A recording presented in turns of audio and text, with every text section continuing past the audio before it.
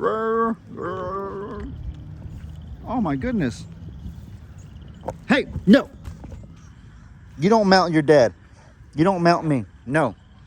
You gotta break that habit. Guys, this is the craziest thing. Look at this.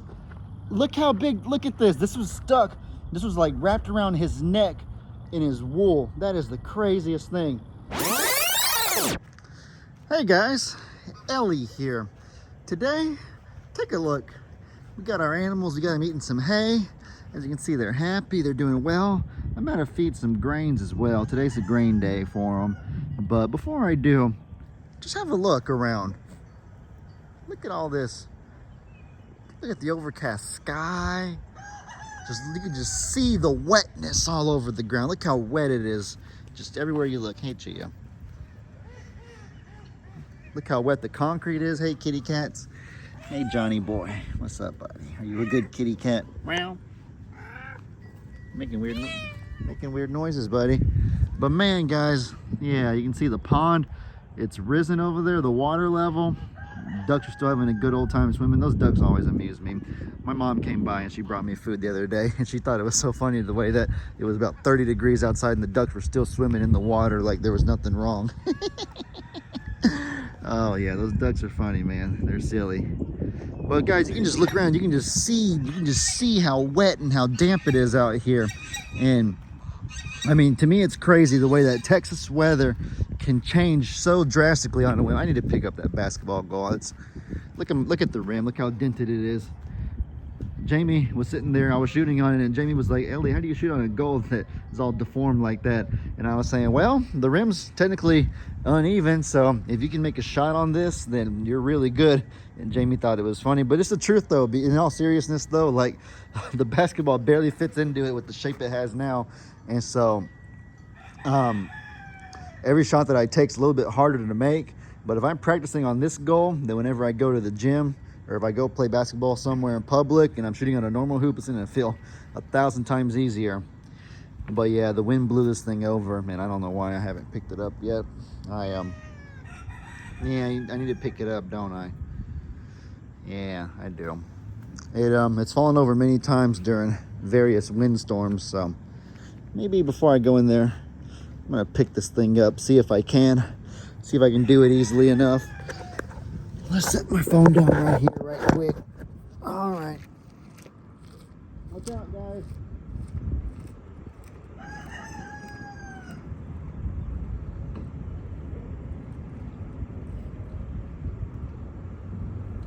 Watch out, guys.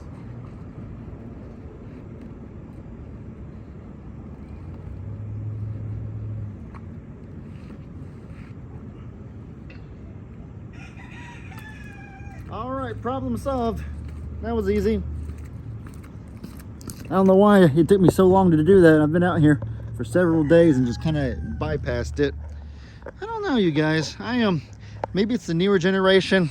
I know my dad, it drives him nuts whenever something's out of place like that. My dad says he has OCD really bad. I have a little bit of OCD too, but I feel like mine is a little bit different than his. My dad's OCD is kind of the more typical one where if something like is out of place or if something is like folded haphazardly against the desk, it kind of just irritates him and he has to put it back the right way. My OCD is not like that. Obviously, by the fact that the basketball goal being tipped over didn't faze me for several days. But my OCD is more like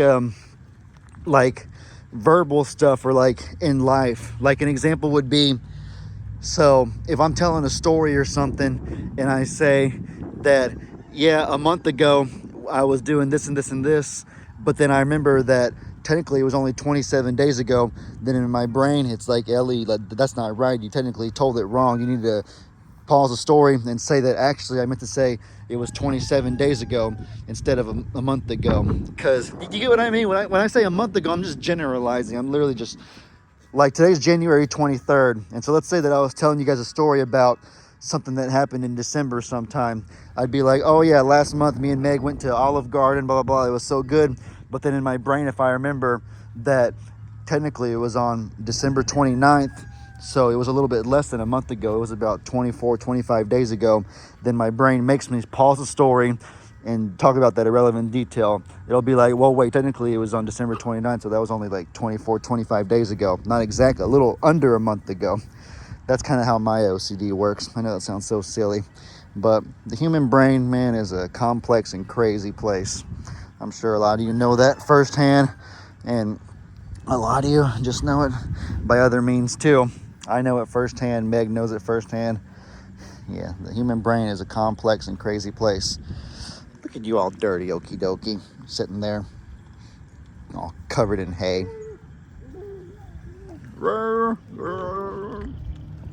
Oh my goodness. Hey, no. You don't mount your dad. You don't mount me. No. You gotta break that habit. I hate being so stern with him, but he needs to know that that's unacceptable. You need to settle down, Okie dokie. You're acting out of control. Settle down. I have to keep my eye on this guy. He for about 2 or 3 weeks straight, he didn't try to mount me once, but the past 2 days he's tried once each of the 2 days, and so I've quickly told him no and pushed him down, raised my voice, and so he stops. But I'm gonna keep my eye on this guy. He's acting a little bit out of control. Hey, baby. Hero, are you a good boy? It is imperative that we break that habit while he's young, though, because we can't have him doing that when he gets to be that size. He'll hurt somebody. You so excited, buddy?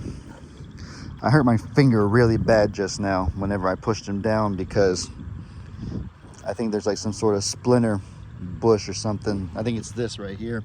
There, right there has little thorns on it, and it's stuck in his fur, so I can't even get it out. He obviously don't care. His fur and his wool is so thick that he's fine. Let me try, actually. Oh, I got it. I got it up. Hey, no, stop it. Gosh, look at this thing I'm trying to get out of his fur. How does he get this kind of stuff? Look at this, guys. Look how long. Oh my gosh. I'm trying to get it out with one hand. Look how big this little thorn splinter thing is stuck in his fur. How does he get that kind of stuff stuck inside of him? Oh my gosh. I need 2 hands for this. I'm gonna set my phone down. Hold on. All right. Let me back him up a tiny bit right here. Right here's a good spot. Guys, this is the craziest thing. Look at this.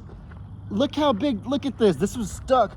This was like wrapped around his neck in his wool. That is the craziest thing. Now, obviously, it wasn't hurting him because he has so much wool that he didn't feel a dang thing. He has like, the wool is so thick, it's like the equivalent of 3 layers of clothes, and so it was only wrapped around the first layer. So I promise you, he's fine. It hurt me though, because when I was trying to push him down, I got several thorns or splinters stuck in my fingers, and so that didn't feel too good. All right, I had to walk out of here. I need a little bit of a break from all that craziness. But man, guys, that does concern me about him a little bit. He berserk alpaca syndrome. You guys have been warning me about that for a while. I've seen a lot of comments saying that I need to keep a close eye on him, that we need to be careful, because these kind of animals, llamas and alpacas, when they get older, they start getting a little bit too friendly, to put it tamely for the video. I know there's kids watching. No, but yeah, they start doing stuff like that, and we can't have them doing that with, Meg's family that comes and visits. And if my family wants to come in here and visit, my grandma, my 70-something-year-old grandma, can't be coming in here having a big old alpaca trying to topple her over to the ground. That wouldn't be too good. But rest assured, I'll keep my eye on him. We're going to make sure everything's okay. We're always, every single day, looking and trying to make sure that everything is as safe as possible for our babies. Last thing I figure y'all probably want to update with before I wrap this video up is, the whole pregnancy spiel. We got Lulu and Pickles. We got Weta right there in the gray. And then we got Bambi right there. And so, who do we think is going to give birth first? Meg thinks that Weta's going to give birth first. She thinks that she'll come first. I think that Pickles will come first. My prediction is Pickles, then Weta, then Lulu, and Bambi's going to be last. But y'all let me know what y'all's prediction is of the order, or there's any signs that you see. I don't know all the signs to look for. I'm super good and stuff like that. My dad and I used to always talk about, you know, the tail lowering when they're close and the milk coming out of the bags and stuff like that. And generally, I'm sure that's true, but I just feel like the animals are so unpredictable. There's been so many times where we would predict that an animal is going to give birth around this day or this day, but they hold on to that baby way longer than expected. Like, we have to wait a month or two after what we thought before they end up popping. And then there's even other times where we don't even know that one's pregnant and a baby just pops out randomly one day, or where it pops out way sooner than we would have possibly expected. I don't know, they're just so random. At this point, I've given up guessing. We're just here every day with them, taking care of them, and then if we come out to babies one day, or if we hear noises one night, we'll go out there and check, and that's that. That's the plan, right, Lulu? That's the plan, baby. Alrighty, guys. Well, with all that said, I hope y'all enjoyed. Y'all be sure to let me know in the comments what kind of stuff you guys want to see. Hey, piggy. Hey, whoa, you mother trucker. Sorry y'all had to hear that. That scared me. I was just trying to pet him. He moved his snout all weird.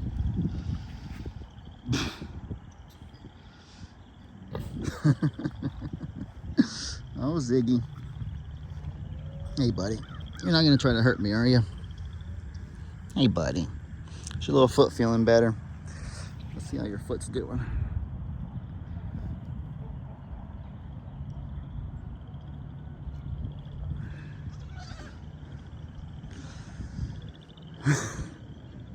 He appears to be doing good. Hey, buddy. Alrighty, guys. Well, with all that said, I hope y'all enjoyed. Y'all be sure to let me know in the comments what kind of stuff you guys want to see. I hope you all have an incredibly blessed day. And as I always say, your boy Ellie out.